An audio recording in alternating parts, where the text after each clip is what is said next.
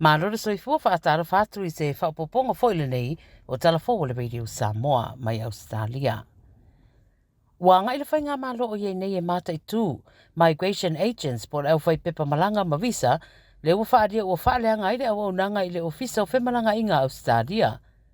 O le suesuenga sa whaia le Nixon Review, na toe sira i le whaanga ina o nei tangata malanga mai atunu i whafo, i te tonu o New Zealand po migrants, whapea fo i matamaiti a onga whaava malo, a o whaatari a isa suesuenga lau tele whaatatau i whainga whaavae, a le immigration i tūranga whapea.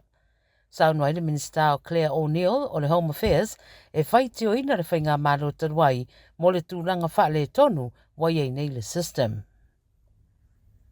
E tō rua tangata wa maririu i le mai au ni whalamlawe se rua, e au fia ni whana i le tui mātua Darwin.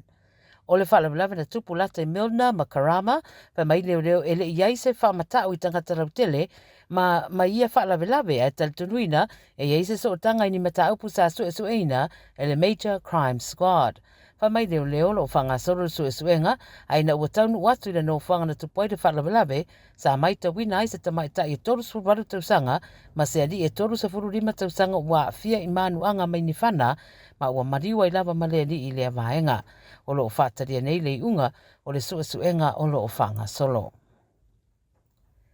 E eisa suesuenga fau ua i roa i le sootanga o le to ulu o la ulu anga i le whao popo pea o le au whai o tangata e a fia i le kane so le pau. Ua whai roa i le ala ataiwa e fōringa mai e tasi lavalo na whaamataraina o le whaamataranga whaingo fie o le taure ai o se la ulu ona o lona winga o le ulu ma le ua maatele ina laina.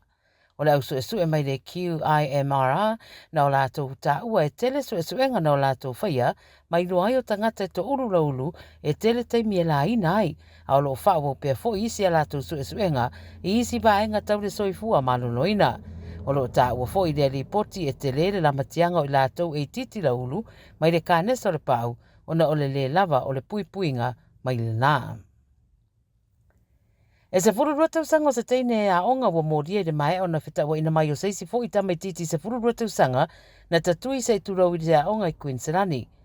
Mala uane leo i le a onga le Caloundra i le Sunshine Coast po le taura se furu le taiao o na uli pote se vevesi. Na mawatu le tamai titi lea ma manuanga i lona tino ma ave ailoa i le wharamai i Sunshine Coast wa toe te aitua. O whitawa ina to rua isi tamai te a onga na whaafefe fo i le mataupura vane nei ai le iai ni manuanga. Wa ave nei le tau whinga leo le se fururua tausanga leo le teine, ma ua whata ue ripoti na maua atu e leo o lo iei se naifi ma ua whaalea ngai na ai masatasi o pui o lea onga. O whaiau na morianga mai leo talaina i tua, tūra i tae au i le whaamsinongo tamaiti. Ma le tala muri, e whairawa si whaale tonu o wingo le tau o whautua i nai Victoria ma New South Wales, ma ua whaeroa le a awhia i whaititiri ma timunga mamafa, whapea foi mana awa noe whaatupura i aire so solo a awhi i isi vaenga o le stete. Whai maire wa ai tau oro i ai matangi e malolosi ma timunga e mātere i nā awhi ai, vaenga uma o Ausetalia, i stete i e rua o Victoria ma New South Wales.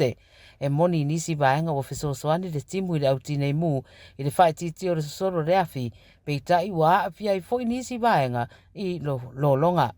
O lo whautua ina le ai ai foi tō whaatautau, whautua ina foi le atunu i a tāpena pena i aso whapene i o le whaare tono le tau, ma ia mātala foi masira fiaturanga umai au o na Ausetalia, a wale malu puipuia o le soifua, e le ngata ina vevela isi whaaitua Ausetalia le teminei, a o isi foi vaenga o lo mata wina ai le mamafau timunga, ia ma o itu ia o lo iai le popolenga, ina nei te le sona a fianga i le soifua le tangata, ma a fia i foi nisi o wha mai, ia poni tūranga foi o no alia mai, e a fia i le soifua. O tala nana radio Samoa mai Ausetalia i le nei foi a saluru, tatu tu e whero e foi i le tau le whaere soa tau, mo se isi wha poponga wha soifua ia.